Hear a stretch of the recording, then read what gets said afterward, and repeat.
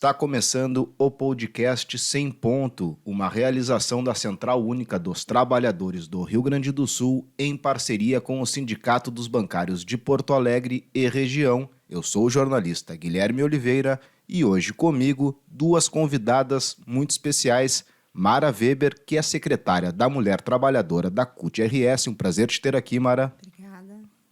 E também Télia Negrão, que é jornalista e integrante do Levante Feminista contra os Feminicídios. Prazer te ter aqui também, Télia. Muito obrigada.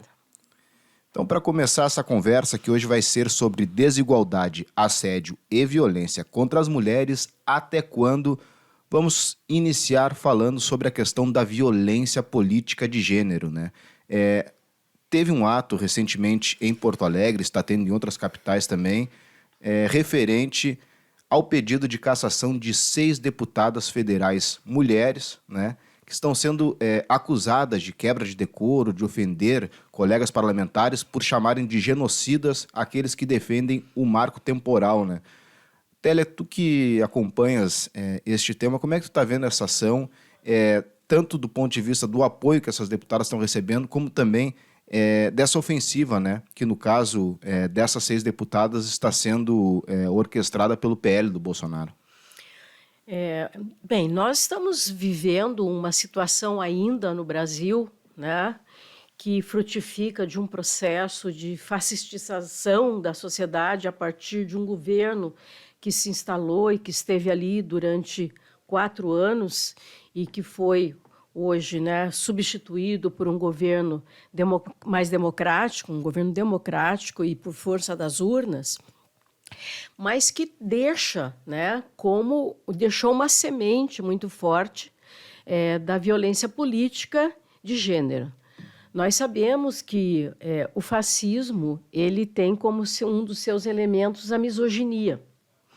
E nas sociedades, ao longo dos tempos, as mulheres lutam contra a misoginia, porque não é à toa que mesmo nos mitos, né, históricos, nós temos aí a existência de personagens que foram afastadas da sociedade e demonizadas por serem mulheres. Então, vivemos numa sociedade ainda de cunho bastante patriarcal e a presença das mulheres na política ela é permanentemente dificultada, porque a presença das mulheres na política significa interferir nos rumos das decisões de uma sociedade. Para se ter ideia do que isso significa no Brasil, ao longo dos 195 anos de existência da Câmara dos Deputados, foram eleitos 7.333 homens e 266 mulheres. Então, o que se faz hoje para fazer uma tentativa de afastamento dessas 6 deputadas é um recado que esses setores ultraconservadores querem dar de que política não é lugar para as mulheres. De que o lugar das mulheres continua sendo o da casa, o da cozinha, o do tanque, ou seja, não se metam naquilo que é público. E é um absurdo o que as deputadas passam, né? Eu vou seguidamente a Brasília, inclusive, acompanho sessões na Câmara dos Deputados, e a gente assiste cenas que são deprimentes de xingamentos, interrupções, tentativas de silenciamento, ameaças físicas, ameaças morais. Isso fica dentro da Câmara, mas também vai para as redes sociais. Então, o que se tenta fazer hoje é dizer para as mulheres que o lugar delas não é a política, só que nós, mulheres, dizemos nosso lugar é onde nós quisermos estar, inclusive na política, principalmente na política, e obviamente que incomoda a esses setores ultraconservadores que não querem as mulheres nesses espaços, o fato de que hoje as deputadas federais são 18%, ainda a metade daquilo, né, que se prevê que seria 30% e menos de um terço do que nós achamos que é o justo, que seria proporcionalmente ao número da população, o número de deputadas federais, ou seja, nós teríamos que ter 52% da Câmara dos Deputados e do Senado, das câmaras e das assembleias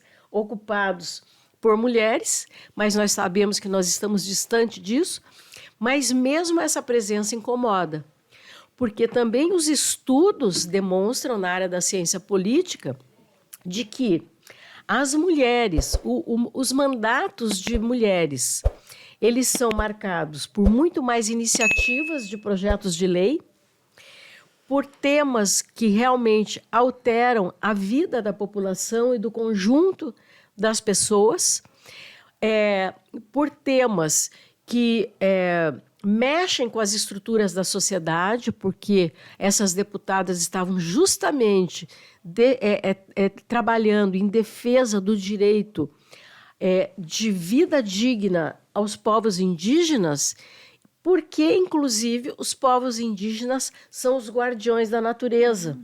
E o tema da sustentabilidade é um dos temas chaves desse país.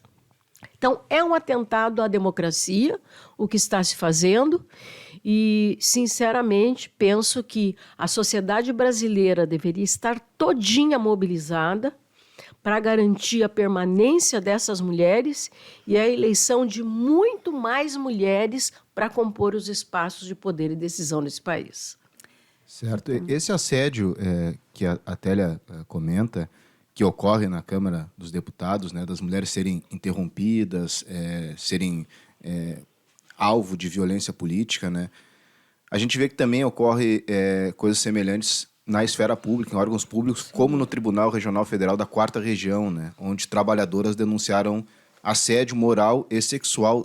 Tu acompanhasse esse caso, Mara? Tu poderia comentar um pouco ele para nós e qual foi o desfecho? Sim, saudar, né, Guilherme, a Télia e também quem está nos assistindo. Acompanhei desde muito de perto esse caso, né? E eu queria só retomar um pouquinho aqui que a Télia levantou todas essas questões, né? Faz parte também dessa conjuntura que a gente está vivendo de superação desse pensamento fascista, né? Do bolsonarismo, como a gente conceitua, porque nós ganhamos o governo, né? E o executivo elegeu um projeto e o legislativo elegeu outro projeto, que ainda está muito, né, encharcado dessas ideologias de extrema-direita.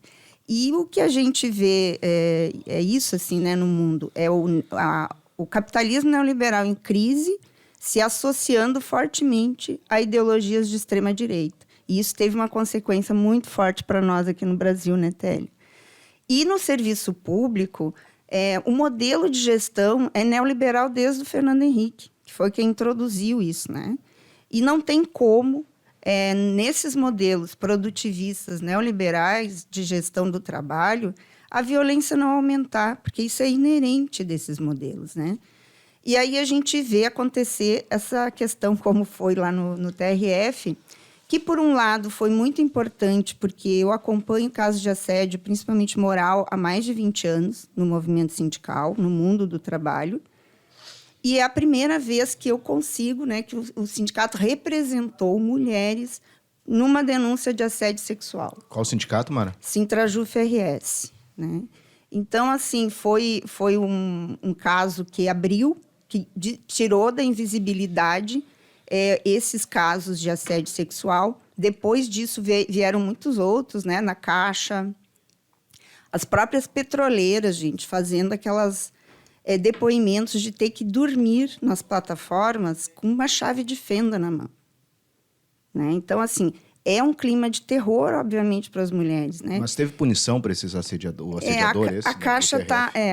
do TRF, então. Vamos voltar ao TRF, né? Essas 3 mulheres muito corajosas, a gente acompanhou, fez todo um acompanhamento pelo nosso jurídico, na nossa Secretaria de Saúde também, porque isso implica em sofrimento mental, psicológico. E também contratamos a Rúbia, né, que é uma advogada feminista e da esfera criminal. A gente fez toda uma batalha ali, era um alto cargo, né? Já foi diretor-geral do tribunal, o assediador, né?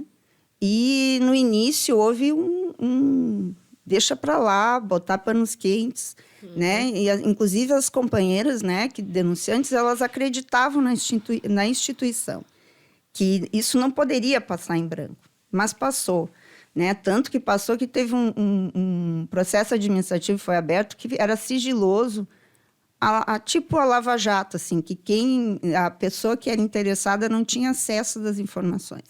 Isso tudo, com o trabalho do sindicato, a gente conseguiu reverter, né?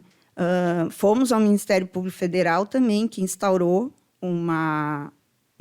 devolveu, né, para o TRF um processo de improbidade, e nós conseguimos reverter, inclusive, com um movimento interessante que aconteceu lá das próprias desembargadoras no apoio, né, às colegas assediadas, e que reverteu em 10 dias de punição, suspensão, sem salário. Isso foi a melhor, vamos dizer assim, o melhor resultado, né, de punir um ato criminoso, que é o assédio, na esfera administrativa, mesmo que no processo administrativo não tenha considerado como assédio sexual, né? Mas hoje a gente já tem, né, tanto que o assédio sexual está previsto no Código Penal, o assédio moral ainda não, né? E tem a importunação sexual também, né? Que assédio sexual tem a ver com hierarquia. Tu enquadra na medida que é hierarquia, que é o caso que aconteceu lá, né? Ele era, inclusive, o cargo maior que um servidor pode obter de crescimento no TRF. E aí a importunação sexual tem a ver com... Pode ser entre colegas, né? Sem a hierarquia. É a diferença, assim, né, maior. A importunação sexual é até conhecida como a lei do fio-fio. É isso. Né? Qualquer desrespeito. Se a mulher se sentir atingida. Exatamente. Mas essa condenação que se conseguiu na esfera administrativa, então, ela foi histórica, embora a gente entenda que ela não cumpriu, né, a pena que deveria pelo ato, pela gravidade do ato, que é alguém de um alto cargo cometer esse tipo de ato com as servidoras, né? E não foi uma só, tem várias, tem 3 denunciantes, mas a gente sabe que tem mais vítimas. E agora nós estamos na luta para ele cumprir a pena.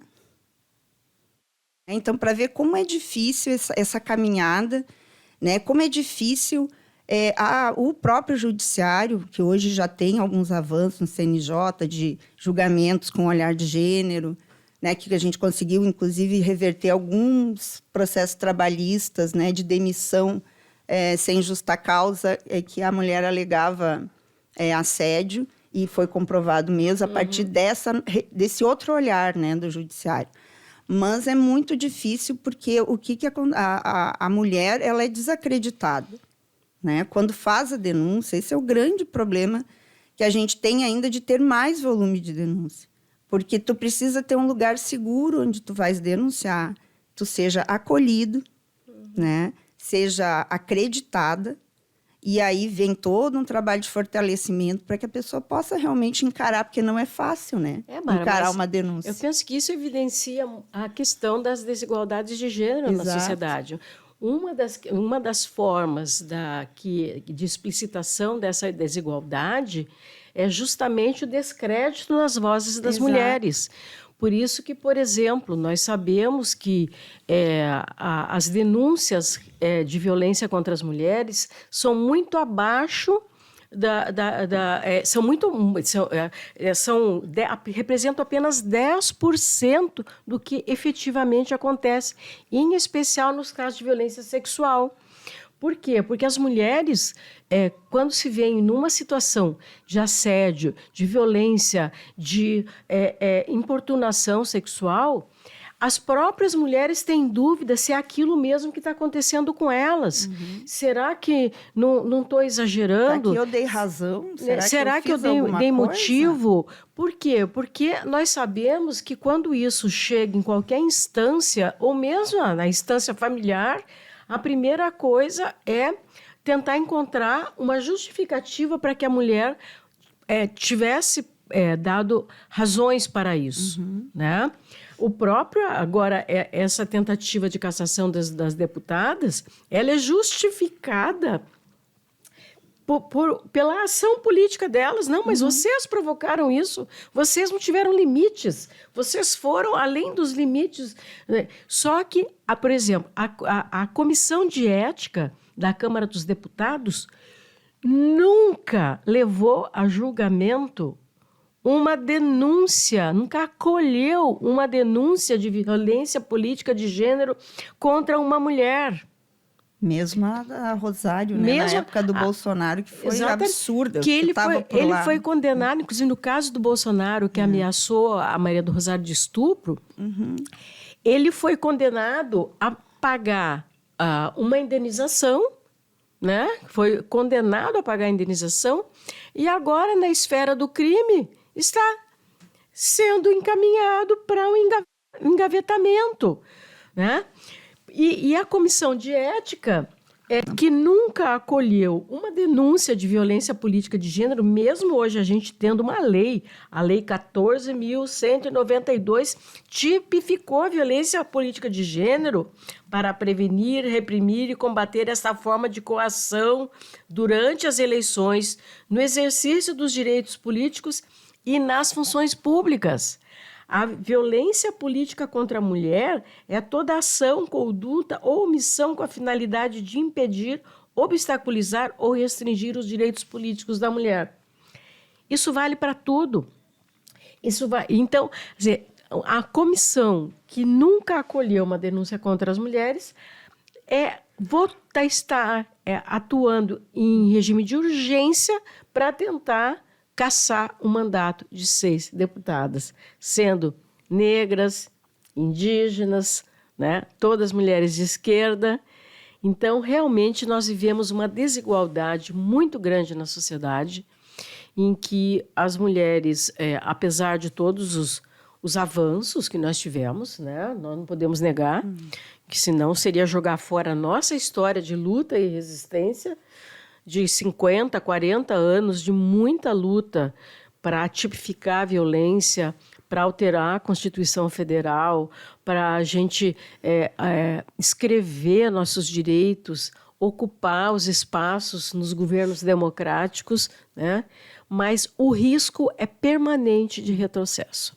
Nós ainda não somos nem donas do nosso corpo. Enquanto essa emancipação não acontecer, as violências, elas permanecem, perpetuam e se multiplicam, né?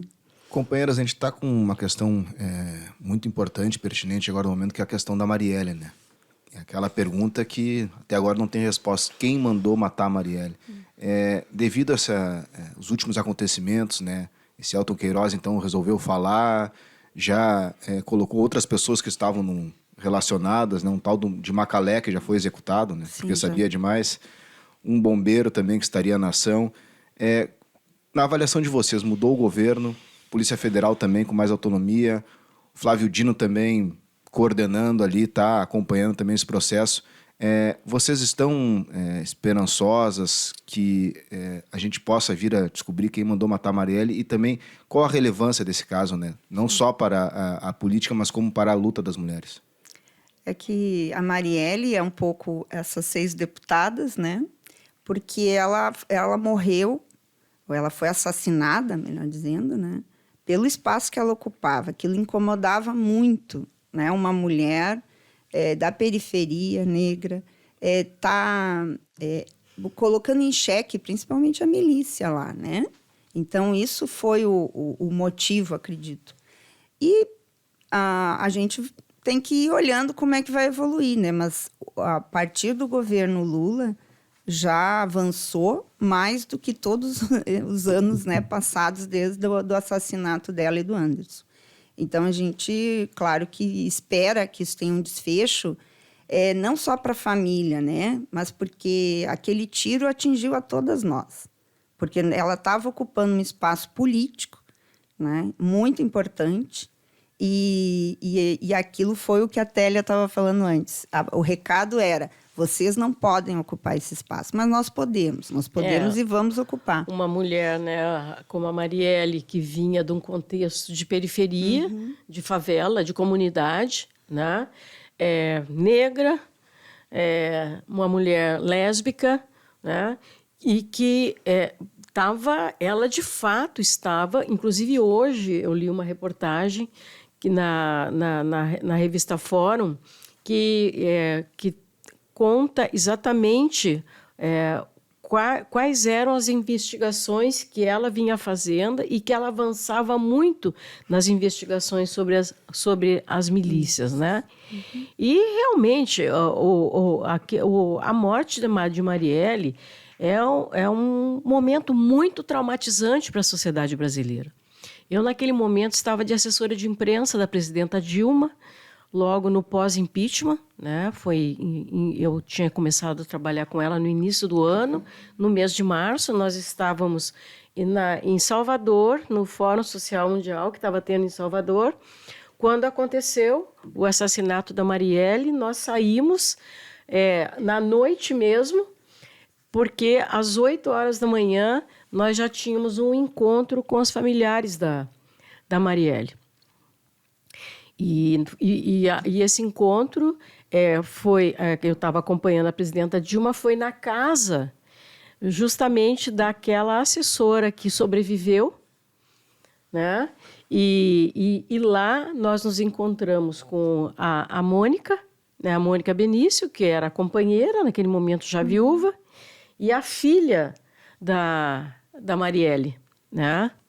E foi um momento assim que assim paralisou, nos paralisou, né?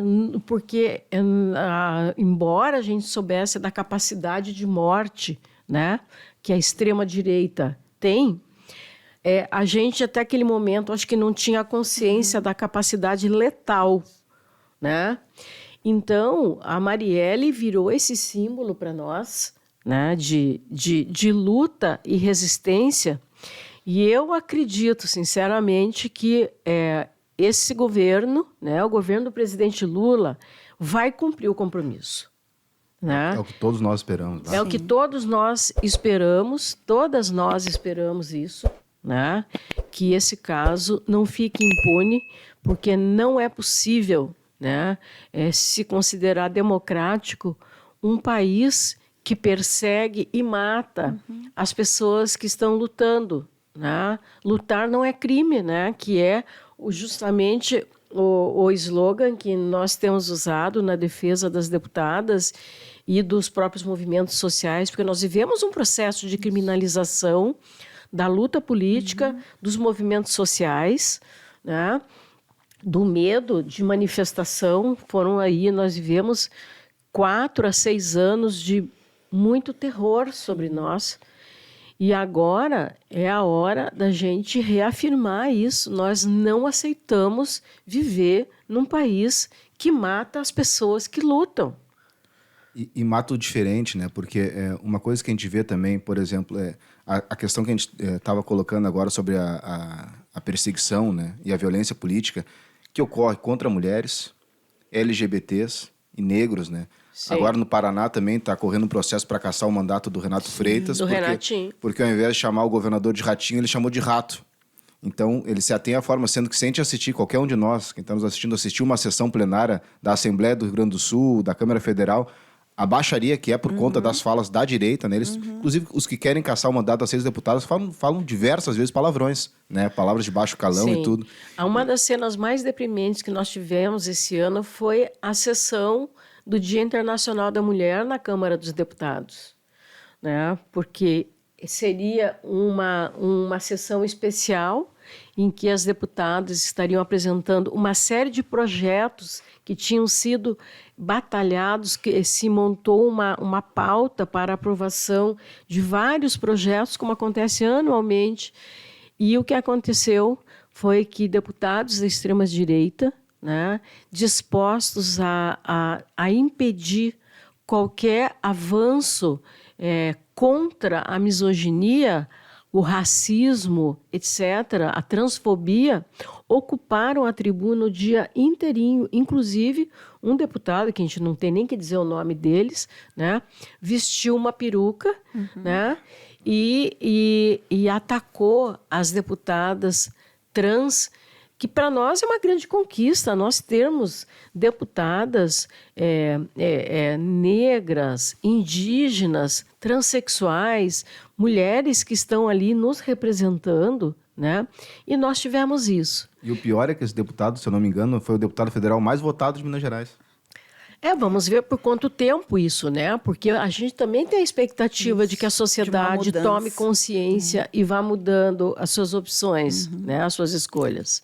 Acho que essa é a tarefa dos movimentos sociais, né? É fazer essa retomada de valores civilizatórios que a gente...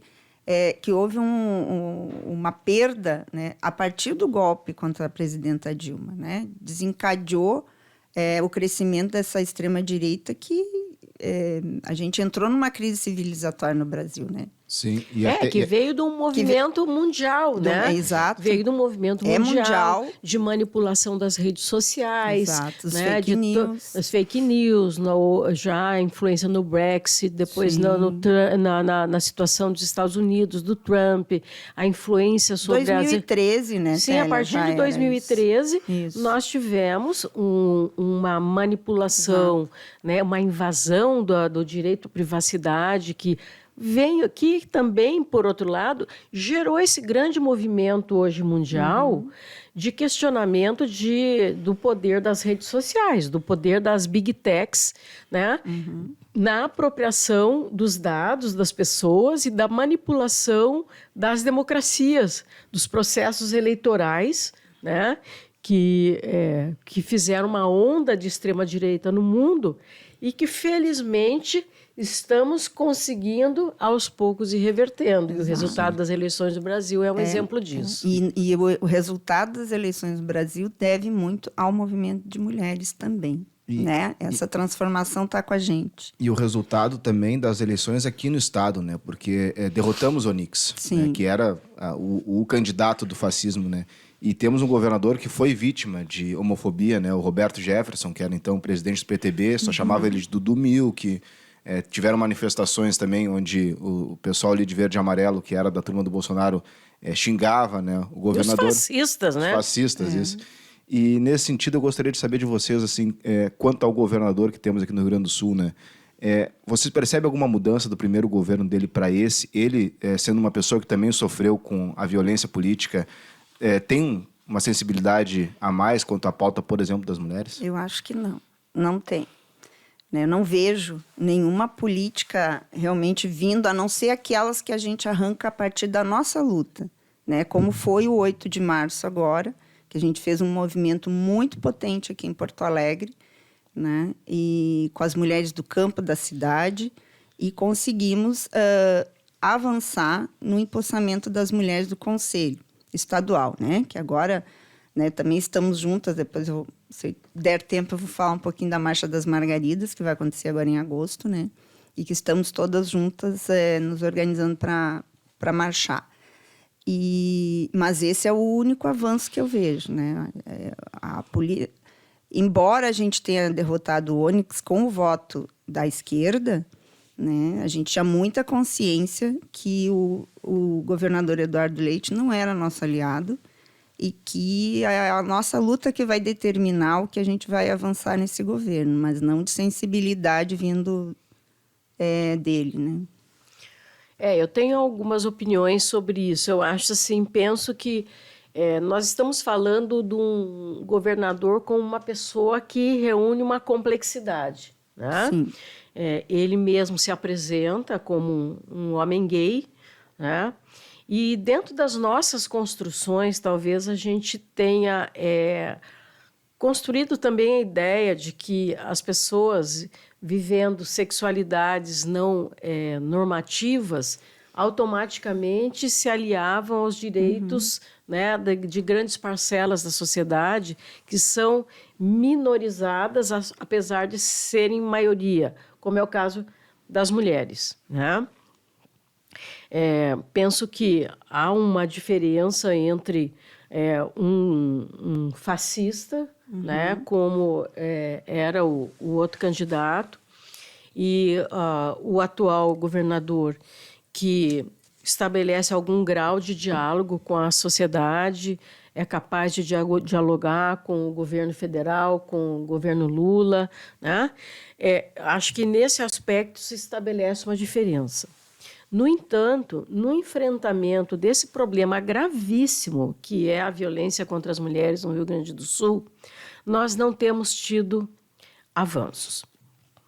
Porque quando nós saímos do último governo democrático, de esquerda, com participação popular aqui no Rio Grande do Sul, que foi o governo do Tarso Genro, de lá para cá, e naquele governo tinham sido construídas as estruturas, as bases para um projeto de igualdade no Rio Grande do Sul, tanto é que o governo tinha como um dos seus slogans o tema da igualdade.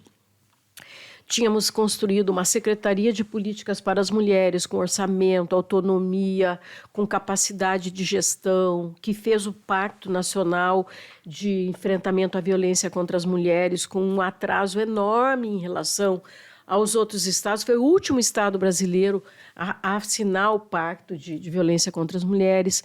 Com isso, começou a vir recurso para o Rio Grande do Sul. Isso, quando assume, né, um outro governo, após o governo do Tarso, nós começamos um verdadeiro debacle dessas políticas. Né?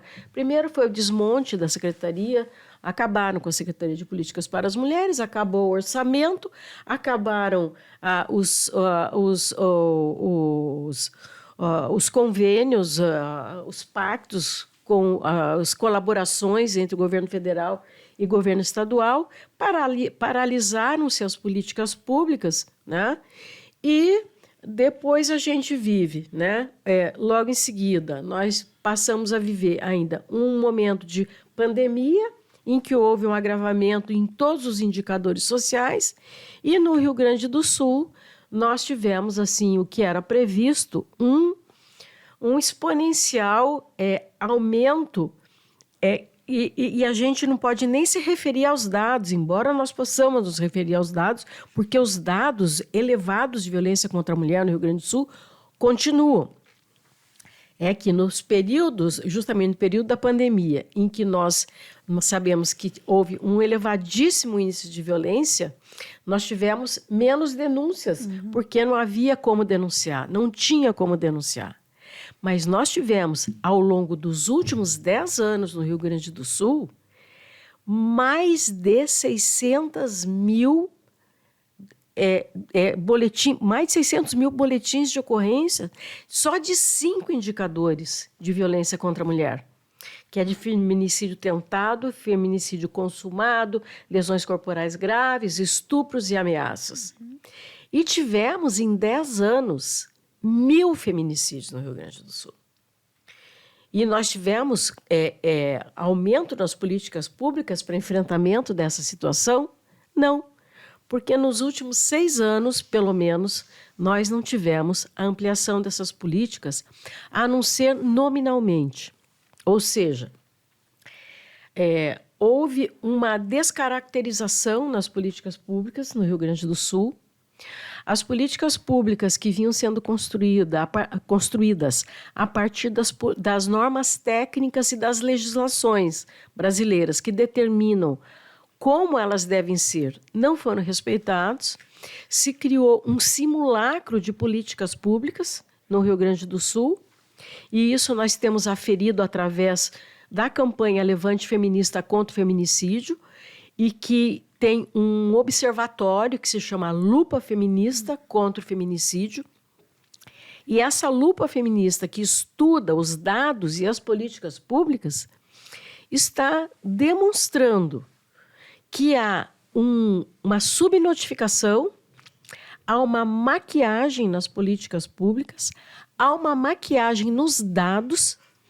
Ou seja, nós temos dados que não correspondem à realidade, porque não existe a aplicação correta das normas e das leis na qualificação dos crimes, né?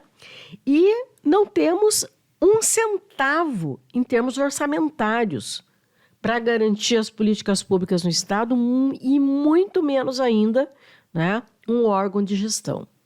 Nós temos hoje uma diretoria dentro de uma secretaria que não tem nem orçamento, nem autonomia, nem poder de capacidade de gestão. Ou seja, nós vivemos no Rio Grande do Sul um desmonte das políticas públicas, né? De um governo que se comprometeu com as mulheres, porque ainda uma semana antes do segundo turno, o Levante Feminista se reuniu virtualmente com o então candidato Eduardo Leite, para o qual nós entregamos, né, um dossiê que demonstrava os dados de violência e feminicídio do Rio Grande do Sul e todas as propostas que deveriam ser implementadas para enfrentar esse grave problema. Ele se comprometeu com isso naquele momento, mas infelizmente nós estamos vendo que foi só uma promessa eleitoral. Sim. Só que para nós não foi. Para nós foi compromisso e por isso que nós continuamos cobrando. E além do empossamento do Conselho, era a segunda pauta mais importante do 8 de março, era a retomada da Secretaria de Mulheres, né, Télio? De políticas para as mulheres. Que estamos devendo, porque além da estrutura de proteção a policial, que a gente estava falando, ser muito precária no Estado... Teve a criação de uma delegacia, né? Não sei, a última vez que eu vi eram 20 e poucas delegacias para o Estado. Uma delegacia de combate a crimes de intolerância. Sim, a questão é isso que, assim, não nos basta isso, claro. Entende? Porque essa é a ponta do iceberg. A violência está em toda outra deficiência de políticas públicas, né? Que seja de geração de renda, que seja de emprego decente. Aí a gente entra na pauta da CUT, sim, né? Que o emprego decente, o trabalho decente, como a gente, né, o termo, para nós mulheres tem uma outra percepção, porque não pode ter trabalho decente sem o transporte, sem uma política de moradia, né, sem uma política de cuidados. Né? Então, envolve um outro universo, né, de discussões para que aquela mulher chegue lá no trabalho, possa fazer o seu trabalho. Né? Os homens saem de casa e vão trabalhar.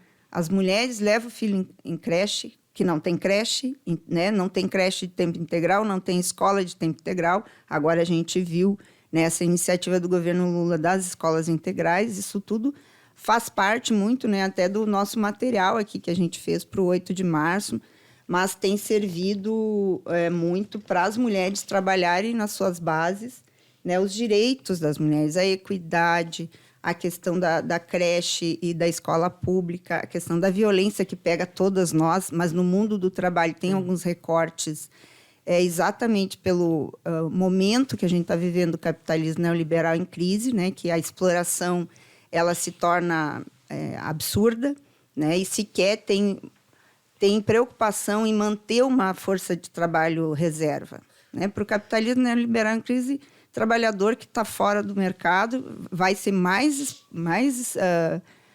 excluído, né? E pode morrer. Ele não tem nenhum interesse em manter essas vidas pelas quais a gente luta, né? Então, o trabalho decente para a mulher, ele tem um outro universo de questões que precisam estar dentro dessas lutas, e é o que a gente está construindo no movimento sindical também, né? Mesmo porque sem trabalho e renda, trabalho decente, com direitos, né, e renda, nós temos uma dificuldade a mais para que as mulheres venham a romper com situações de violência. Não que o fato de que as mulheres, que isso seja a causa da violência contra as mulheres, porque as mulheres elas sofrem violências muitas vezes mesmo sendo a única fonte de renda da família, né? No entanto, na tomada de decisão de ruptura com uma situação de violência, o fato de uma mulher ter um grau de dependência do companheiro faz com que ela demore mais para fazer a tomada de decisão de uma ruptura. Por isso que a violência contra as mulheres ela não pode ser enfrentada apenas com políticas de segurança pública. Né? Nós precisamos ter políticas integrais com portas de entrada, né? de centros de referência, outros espaços de acolhimento, para que as mulheres possam denunciar, sair dessa situação primeira, né? Mas nós precisamos, sobretudo, de políticas de caráter preventivo. Né? O Rio Grande do Sul não sabe o que é uma campanha de denúncia à violência contra as mulheres, nem de divulgação dos serviços. Há quase 10 anos, nós não temos uma campanha que diga: a violência contra as mulheres é crime, denuncie, tal. Você sabia, né?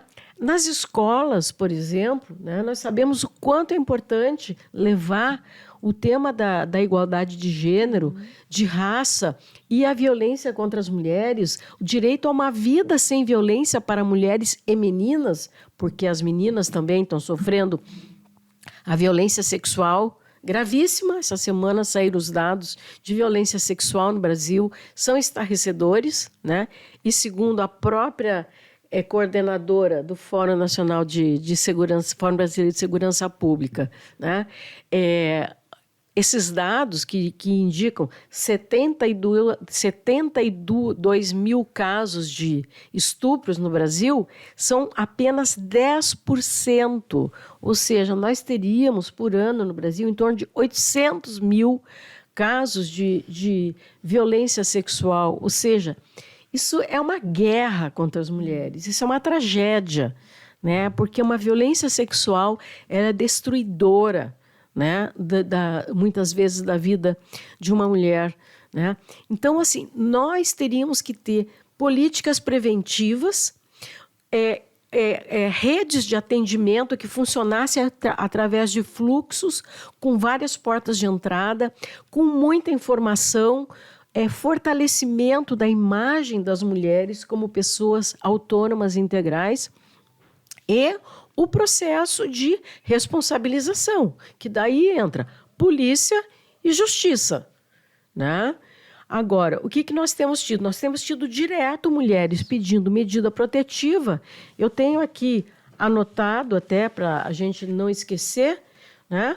No primeiro semestre desse ano, nós tivemos 83 mil pedidos de medida protetiva de urgência no Rio Grande do Sul. 460 por dia. Sabe o que significa isso? Que a primeira medida que as mulheres estão fazendo já é para não morrer. Significa que tudo falhou antes. Tudo falhou antes. Tudo. Eu ontem estava fazendo um levantamento sobre políticas públicas numa determinada região no Rio Grande do Sul. De 12 municípios, só um tinha as políticas públicas. Os outros, com altos índices, não tinham nenhuma porta de entrada. E de uma região importante do Rio Grande do Sul. Daí nós temos Caxias do Sul. 11 feminicídios no ano passado. É admissível isso? Não. Não é admissível. Nem admissível na democracia. E a gente está vendo que aqui do governo estadual não vem nada, né? E do governo federal, o que a gente já teve de avanço nesse terceiro governo Lula quanto à questão de políticas públicas para as mulheres? Quer falar? Quer começar? Eu acho que a primeira coisa foi a rearticulação do Ministério das Mulheres como um ministério importante, tá? Que assumiu sem recursos, sem orçamento, porque o governo anterior tinha retirado todo o recurso desse ministério, então assumiu só com recursos para reativar as casas da mulher brasileira. Então, eu acho que já foi a retomada, né? Agora vão ser, inclusive, sair os editais para a reconstrução. A ideia de que nós teremos a recuperação desse espaço de discussão, que foi a recolocação da igualdade de gênero como um tema transversal a todas as políticas públicas. Eu acho que isso é uma sinalização importante. Eu estou falando sinalização por quê? Porque esse primeiro ano de governo, o Ministério das Mulheres não tinha recursos para fazer absolutamente quase nada, né? Eu tenho um diálogo até com a ministra Cida, porque nós somos conterrâneas. Então, a gente já tinha uma amizade anterior. Então, eu a visitei, né, recentemente, e a gente sente assim, aquele desejo e o compromisso desse governo de fazer uma mudança com base no respeito. Eu acho que esse foi o principal. Recolocar as mulheres no centro da política, refugar todas as políticas de ódio e evidenciar o quanto isso se fez de política de ódio. O fato de que as políticas de liberação de armas foram contidas, né, porque armas nas mãos dos homens são, na verdade, voltadas para a cara das mulheres, são armas apontadas para as mulheres dentro das suas casas. Políticas importantes como uma política nacional de cuidados, né? Hoje existe, inclusive, um Fórum Nacional de Sociedade Civil e um GT interministerial trabalhando nisso, que para nós isso é fundamental, né? Está sendo redesenhado um Pacto Nacional de enfrentamento ao feminicídio. Eu estou participando, inclusive, de um grupo de trabalho do Ministério da ONU Mulheres, que está escrevendo esse pacto, né? Está elaborando esse pacto de enfrentamento ao feminicídio, porque nós estamos com 1.500 mulheres. Os dados dizem 1.410, né? Mas num país em que as mulheres morrem feito formiguinhas, né, amassadas com os pés, na zona rural, nas periferias. E existem aspectos dos números que eu acho que aqui não cabe dizer, mas nós formalmente temos 1.410 mulheres vítimas de feminicídio por ano no Brasil. É a barbárie, né? É barbárie. 110 dessas no Rio Grande do Sul. E acho que uma coisa muito, assim, difícil da gente dizer e conviver, mas é que a gente não morre pela mão de estranhos. Esses feminicídios são aquelas pessoas, né, aqueles homens que a gente divide a nossa vida privada, a nossa casa, a nossa vida, a nossa cama. E isso é um sentimento que eu acho que os homens precisam pensar sobre isso, sabe? Como é para nós viver numa sociedade onde qualquer homem pode ser violento? Porque a educação é essa, né? Então, uma das coisas eu acho mais importantes, Guilherme, né, nessa vitória que a gente teve da democracia, do governo Lula, foi justamente trocar o sinal, né? Porque nós estávamos num governo que incitava a violência, que desrespeitava as mulheres. Veio uma outra política, mas lá no Congresso, como a gente já falou, não é esse o projeto que venceu. A maioria ainda está com esse outro sinal da violência, né? E além de todas essas políticas que a Télia já colocou, que tem avanço, o próprio Minha Casa Minha Vida é uma política importante para nós. Dentro do Ministério das Mulheres lá, a secretaria, né, que trabalha com a questão de emprego e renda, de renda para as mulheres, é muito importante. Ter um olhar sobre a economia solidária é muito importante para nós, e esse governo está desenvolvendo essas políticas. No mundo do trabalho, né, nós temos já o encaminhamento da 190 da Convenção da OIT, que né, tem o objetivo de vencer o assédio moral e sexual no trabalho.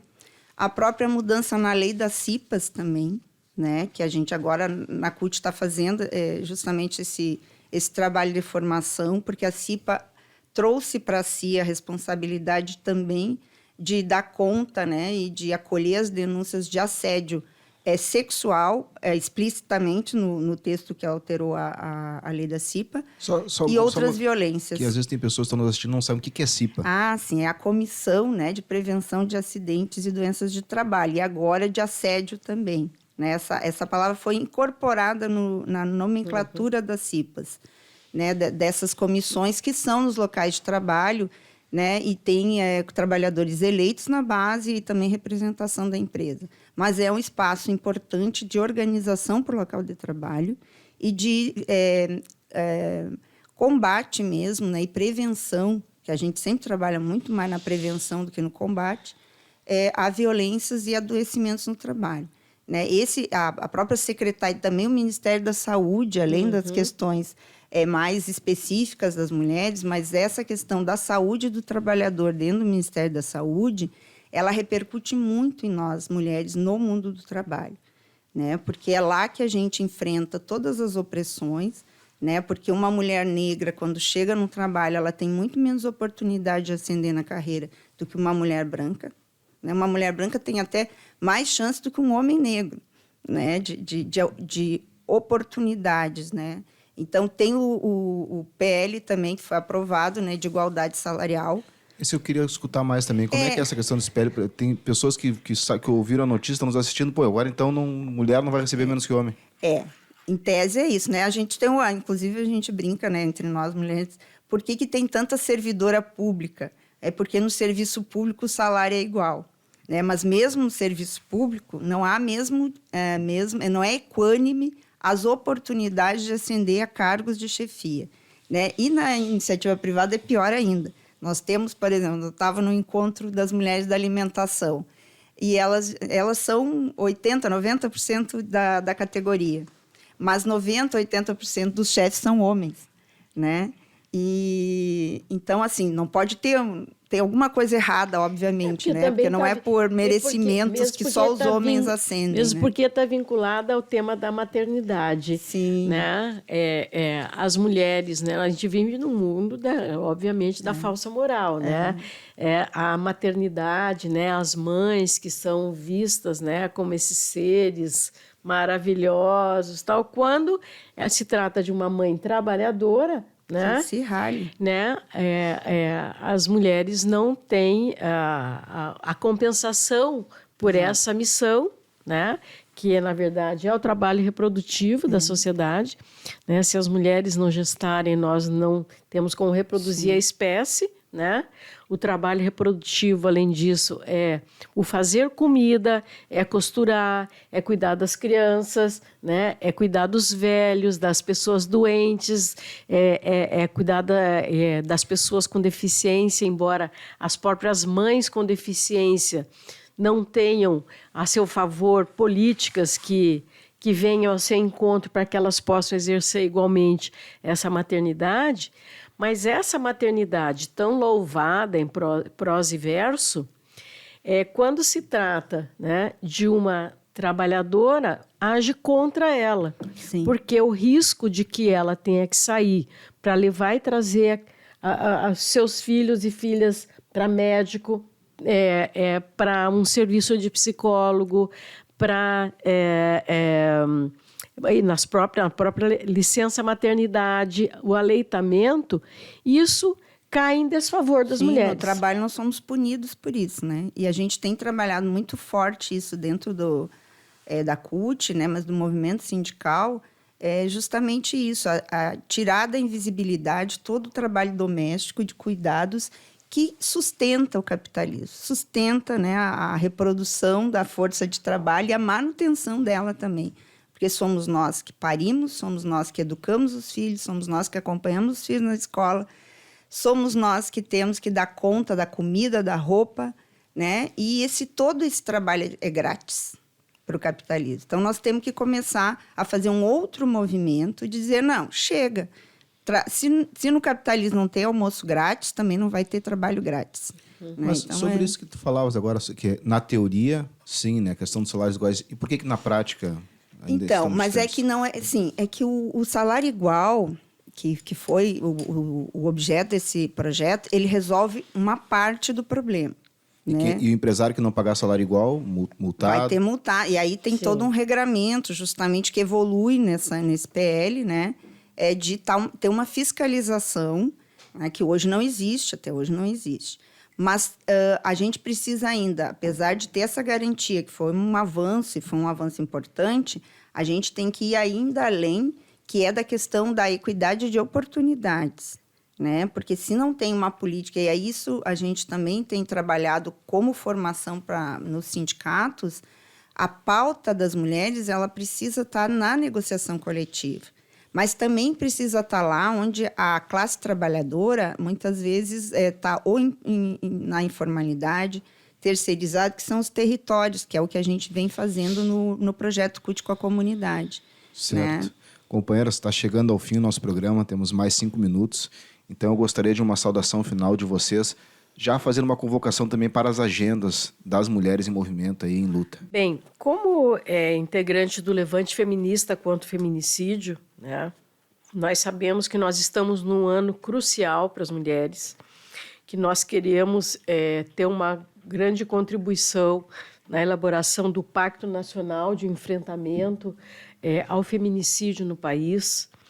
Mas nós sabemos também que nós temos um enorme desafio, que é manter uma permanente mobilização da sociedade para, em primeiro lugar, impedir que qualquer retrocesso à democracia possa ocorrer, que qualquer espaço conquistado pelas mulheres, né, em especial nos espaços de gestão, de poder, né, que isso venha a ocorrer, e de que nós estamos extremamente vigilantes na necessidade de que as políticas públicas correspondam à necessidade de enfrentamento às diversas formas de violência e de impedimento à cidadania das mulheres, né?